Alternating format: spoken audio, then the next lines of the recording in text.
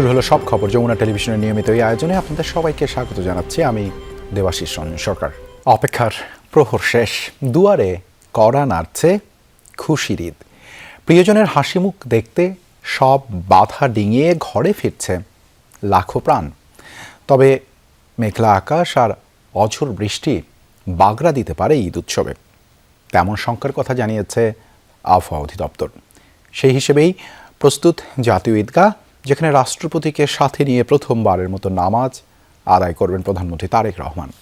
এর মাঝেই শেষ মুহূর্তের কেনাকাটায় ব্যস্ত সময় পার করছে রাজধানীবাসী।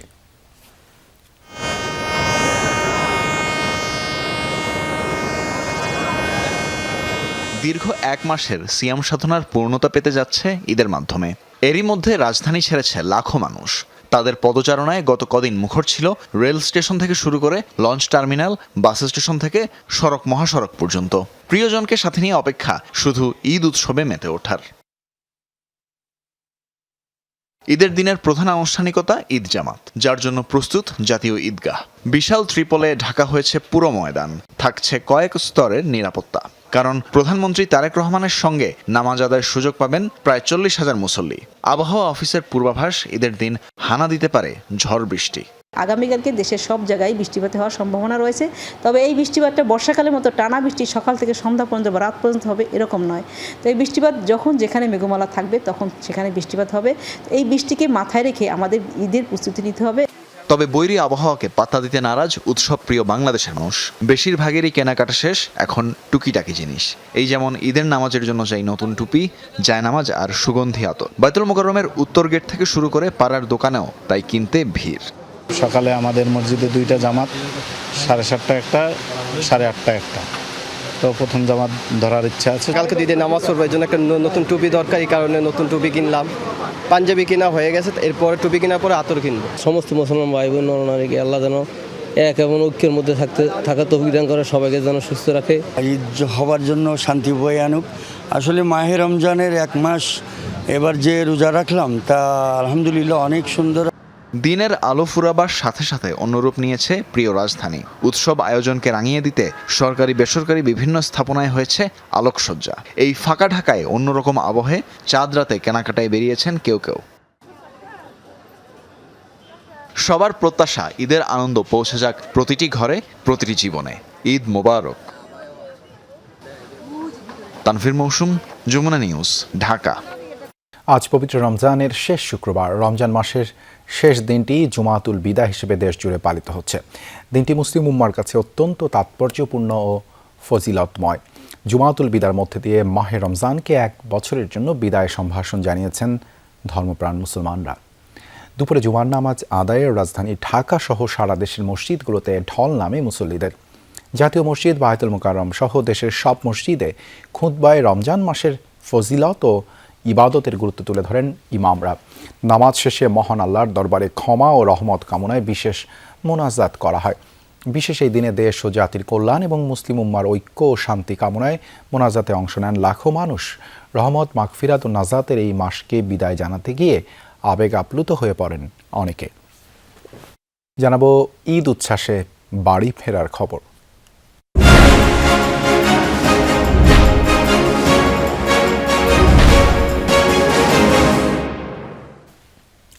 সদরঘাট লঞ্চ টার্মিনাল থেকে যুক্ত হচ্ছে সহকর্মী এম এ আজিজ। আজিজ, ঈদের আগের দিনে লঞ্চে যাত্রীচাপ কেমন দেখছেন?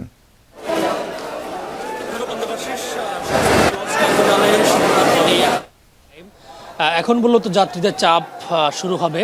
আমি এখানে এসেছি বিকেল নাগাদ। আমি বিকেল নাগাদই সদরঘাট এই লঞ্চ টার্মিনালে যাত্রীদের বেশ চাপ লক্ষ্য করেছি। এখনও আপনি পন্টন জুড়ে দেখতে পাচ্ছেন যাত্রীদের বেশ চাপ রয়েছে। তবে এখানে যারা লঞ্চ কর্তৃপক্ষ আছে তারা আশা প্রকাশ করেছেন যে ঈদের আগের দিন, এই শেষ দিনে তাদের যাত্রী চাপ তুলনামূলক একটু বেশি হওয়ার কথা ছিল। তবে ঈদ একদিন পিছিয়ে যাওয়ায় সেই চাপটা আজকে ওই তুলনায় কম। তারপরেও তারা আশা করছেন যে এই শেষ দিনে তারা বেশ ভালো যাত্রী পাবেন বলে তারা এই প্রত্যাশা করছেন এবং প্রত্যেকটি লঞ্চ তার নির্ধারিত সময়ে ছাড়ার ঘোষণা দিয়েছেন। আমি আপনাকে জানিয়ে রাখি সদরঘাটের এই লঞ্চ টার্মিনাল থেকে দূরপাল্লা এবং স্বল্পপাল্লার লঞ্চ একের পর এক ছেড়ে যাচ্ছে। বিশেষ করে দূরপাল্লা যে লঞ্চগুলো সেগুলো সন্ধ্যা 5:30 থেকে ছাড়া শুরু হয়েছে। বিশেষ করে হাতিয়ার উদ্দেশ্যে ছেড়ে গেছে তাশরিফ 1 এবং ফারহান 8। এরপর বরিশালের উদ্দেশ্যে ছেড়ে যাবে কীর্তনখোলা, পারাবাদ, শুভরাজ, সুন্দরবন, মানামি সহ বেশ কিছু লঞ্চ, সেগুলো ছেড়ে যাবে রাত 9টা থেকে 9:30টার মধ্যে। এর পাশাপাশি আপনাকে জানিয়ে রাখি যে ভোলার উদ্দেশ্যে এবং পটুয়াখালীর উদ্দেশ্যে বেশ কিছু লঞ্চ ছেড়ে যাবে। এছাড়া স্বল্প দূরত্বের যে লঞ্চগুলো চাঁদপুর কিংবা শরীয়তপুরের উদ্দেশ্যে সেগুলোও ছেড়ে যাচ্ছে প্রতি ঘন্টায়। আরেকটি বিষয় আপনাকে জানিয়ে রাখি, যাত্রীরা আমাকে আমার কাছে যে উদ্বেগটি প্রকাশ করেছেন, আমার কাছে অনেকেই জানতে চেয়েছেন যে ওয়েদারের আপডেট কি। গত কয়েকদিনের যে অভিজ্ঞতা সেটা নিয়ে, সেই ওয়েদারের আপডেট, সেই আবহাওয়া পরিস্থিতি নিয়ে যাত্রীরা বরাবরই প্রশ্ন করছেন যে নদীর অবস্থা ভালো থাকবে কিনা। তবে আবহাওয়া অফিস থেকে যে তথ্যটি জানানো হয়েছে তাতে খুব বেশি দুর্যোগ হয়তো আজকে নদীতে থাকার সম্ভাবনা নেই। ধন্যবাদ আজিজ যুক্ত হবার জন্য। রাজধানীর বিমানবন্দর রেল স্টেশন থেকে যুক্ত হচ্ছেন সহকর্মী লাভলি বিথি। শেষ সময় স্টেশনে যাত্রীর চাপ কেমন দেখছেন? দেবাশিস, চাপ তেমন নেই বলাই যায়, কারণ হচ্ছে যে ট্রেনগুলো আসছে এবং সেই ট্রেনগুলো মোটামুটি ভেতরটা ফাঁকাই দেখছি এবং এখানে যারা যাত্রী আছে অন্যান্য সময় যেরকমটা দেখে থাকি যে যাত্রীরা দৌড়াদৌড়ি করে হচ্ছে ট্রেনে উঠছে, মানে লাস্ট 2-3 ঘন্টায় কিন্তু এমনটা আমরা দেখতে পারিনি। আর একটি বিষয় হচ্ছে যে আজকে ট্রেন শুধুমাত্র একটি ট্রেনই শুধুমাত্র ঘন্টাখানেক বিলম্ব ছিল, বাকি ট্রেনগুলো খুব বেশি বিলম্বে কিন্তু ছাড়েনি, 10 থেকে 15 মিনিট দেরিতে ছেড়েছে। এখানে অনেকেই আছেন যারা হচ্ছে অনলাইনে টিকিট কাটতে পারেনি, আজকে যারা যাচ্ছেন বেশিরভাগ তারা হচ্ছে স্ট্যান্ডিং টিকিট, যেহেতু এবার নিয়মই করা হয়েছে যে গতবারও একই নিয়মই ছিল যে শতভাগ অনলাইন টিকিট, এর মধ্যে 25% যারা অনলাইনে কাটতে পারবে না তারা যেদিন যাবেন 4 তারিখে টিকিট কাটতে পারবেন। তো এরকম যাত্রীও আমরা দেখেছি। ট্রেনের ছাদের ওপরে যাওয়ার যে দৃশ্য আমরা দেখতাম, আজকে এখনো পর্যন্ত সেই দৃশ্য কিন্তু চোখে পড়েনি। তার কারণ কমলাপুর থেকে যে ট্রেনগুলো ছেড়ে এসেছে সেগুলো ট্রেনে বেশিরভাগ সিটি কিন্তু ফাঁকা দেখেছি, এখানেও খুব বেশি কিন্তু ভরেনি। অর্থাৎ সব মিলিয়ে বলা যায় যে এখন পর্যন্ত আজকে দুপুরের পর থেকে কথা যদি বলি যে ট্রেন যাত্রাটা স্বাভাবিক আছে এবং যাত্রী যারা আছে তারাও কিন্তু বেশ আরামের সাথে ট্রেন যাত্রা করতে পারছে এবং সব মিলিয়ে ট্রেনের উপর আজকে চাপ কম। তার কারণ হচ্ছে যে সরকারি ছুটি 17 তারিখ থেকে শুরু হয়ে গেছে এবং স্কুল যেহেতু তারও আগে শুরু হয়ে গেছে, সুতরাং পরিবারের সদস্যদের অনেক আগেই পাঠিয়ে দেওয়া হয়েছে এবং যারা শেষ মুহূর্তে যাচ্ছেন তারা হয়তো একাই যাচ্ছেন, পরিবার নিয়ে হয়তো খুব কমই যাচ্ছেন। তো সব কিছু মিলিয়ে বলা যায় যে ট্রেনের উপর আজকের চাপটা একটু কম। ধন্যবাদ আমাদের সাথে যুক্ত হবার জন্য। মধ্যপ্রাচ্যের সাথে মিল রেখে ঈদ উল ফিতর উদযাপন করছেন দেশের বিভিন্ন জেলার মানুষ। ঈদ উল ফিতর উদযাপন করছেন চাঁদপুরের প্রায় 40 গ্রামের মানুষ। মাদারীপুরে ঈদ উদযাপন করছেন 25 গ্রামের 30,000 মানুষ। প্রায় 150 বছর ধরে এই রীতিতে ঈদ পালন করছেন এখানকার বাসিন্দারা। বগুড়ার গাবতলী, ধুনট ও সোনাতলা উপজেলার 3টি এলাকায় ঈদ উল ফিতরের নামাজ আদায় করেছেন মুসল্লিরা। জামালপুরে ঈদ উল ফিতর উদযাপন করেছেন 2 উপজেলার 20 গ্রামের মানুষ। সাতক্ষীরা সদর উপজেলার কুশখালী ইউনিয়নের বাউখোলা পূর্বপাড়া জামে মসজিদে ঈদ জামাত অনুষ্ঠিত হয়। দিনাজপুর সদর সহ 6টি উপজেলার কোনো এলাকায় উদযাপন হচ্ছে ঈদ উল ফিতর। এছাড়া লক্ষ্মীপুর, নারায়ণগঞ্জে ও ভোলার কিছু এলাকায় ঈদ উদযাপনের খবর মিলেছে। রাজধানী যমুনা ফিউচার পার্কে চলছে শেষ সময়ের ঈদের কেনাকাটা। সেখানে আছেন সহকর্মী লামিয়া তিথি। সরাসরি যাচ্ছি তার কাছে। তিথি, আর শেষ মুহূর্তের কেনাকাটায় মানুষের সমাগম এই মুহূর্তে কেমন দেখছেন? দেবাশিস, রাত পোহালেই সেই কাঙ্ক্ষিত ঈদ উল ফিতর। তো শেষ মুহূর্তে যেই কেনাকাটার বিষয়টি সেটি কিন্তু এখনও চলছে যমুনা ফিউচার পার্কে। যেটি জানেন যে দক্ষিণ এশিয়ার সর্ববৃহৎ shopping mall Jamuna Future Park, এখানে কিন্তু শেষ মুহূর্তে কেনাকাটা চলছে। পরিবার পরিজন নিয়ে কিন্তু এই ইফতারের পরের এই সময়টাতেও কিন্তু তারা শেষ মুহূর্তে যেই কিছু জিনিস বাকি রয়েছে, কারো জুতা, কারো ড্রেসের সাথে মিল করে অর্নামেন্টস, এই সব জিনিস তারা কিনতে আসছেন। এমনকি তারা ঘর সাজানোর যে জিনিসপত্রগুলো রয়েছে সেগুলোও কিন্তু তারা নিতে আসছেন।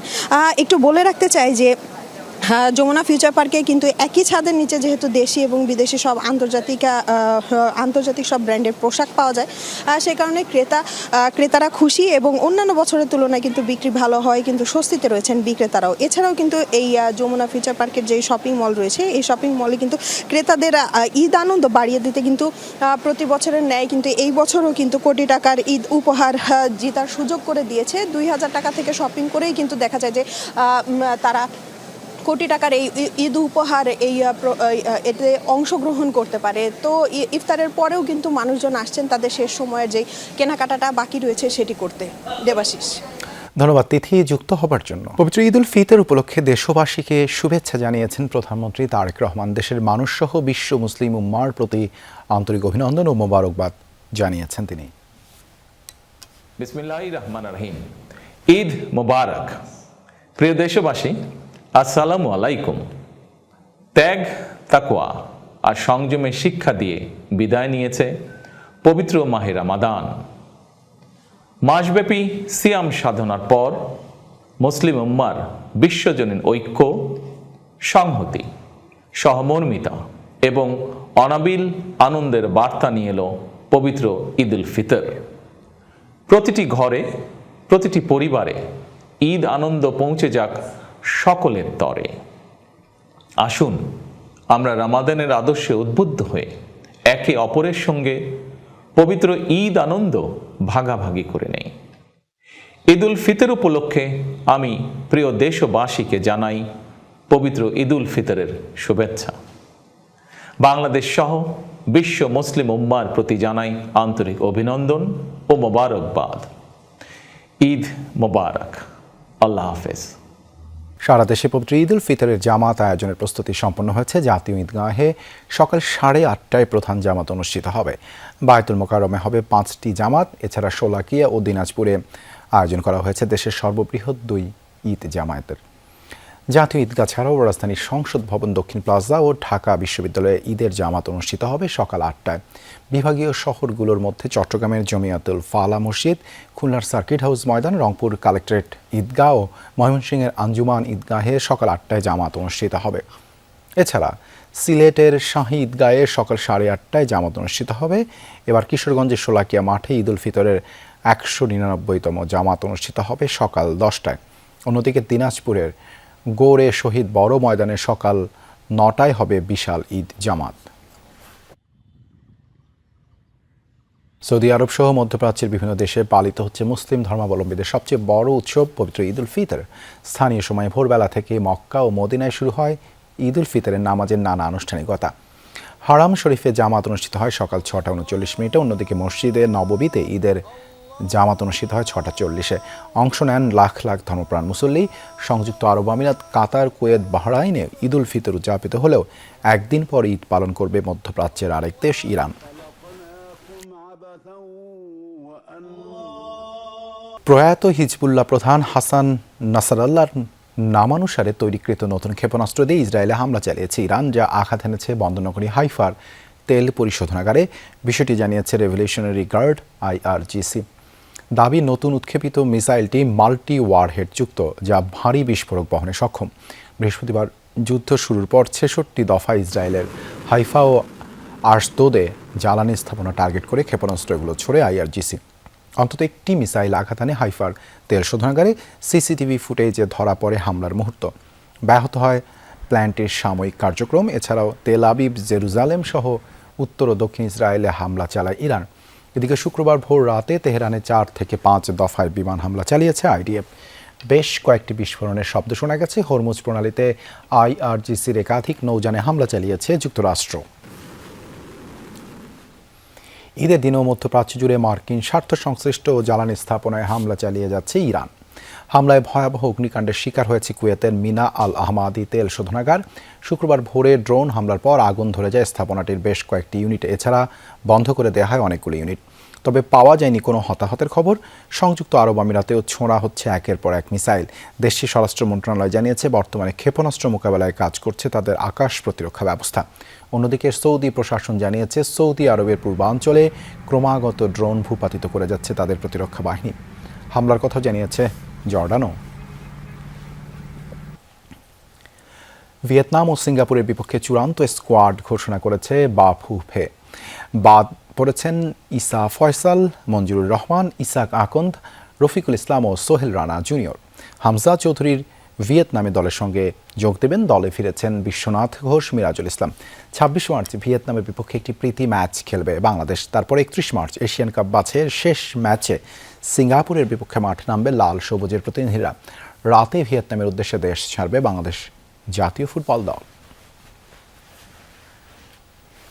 এই ছিল সব খবরের আজকের আয়োজনে। এতক্ষণ সাথে থাকার জন্য ধন্যবাদ সবাইকে।